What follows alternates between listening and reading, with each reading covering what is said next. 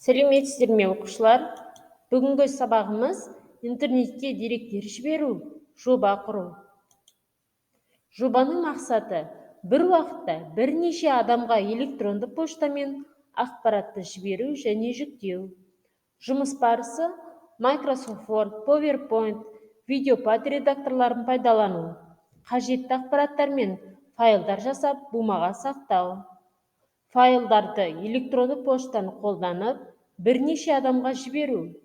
Электронды пошта арқылы келген хабарламалар мен файлдарды жүктеу. Бірінші тапсырма. Қазақтың тұңғыш ғарышкері Тоқтар Әубакиров туралы өз ойыңды мәтіндік редакторға жаз. Интернеттен оның суреттерін жүктеп қой.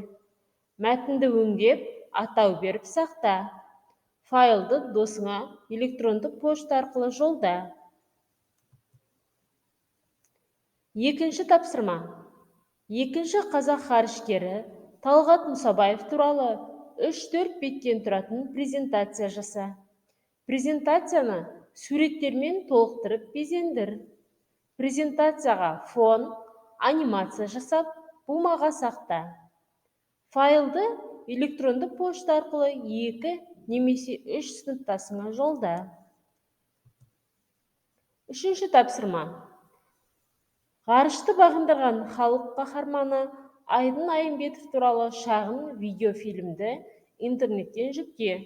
Шағын видеофильмді досыңа жолда. Досыңнан келген хаттар болса, ашып жүкте. Оларға хат алғандығың туралы алғыс айтып, хабарлама жазып жібер. Қорытынды. Жасаған жұмыстарың өзіңе ұнады ма? Қазақтың үш қыраны туралы ойларыңды қорытындылап айт. Болашақта сен ғарышкер болғың келе ме? Ғарышқа саяхат жасаудан не күтесің? Балалар, бүгінгі сабағымызды бағдаршам арқылы қорытындылайық. Сабағымыз аяқталды. Сау болыңыздар.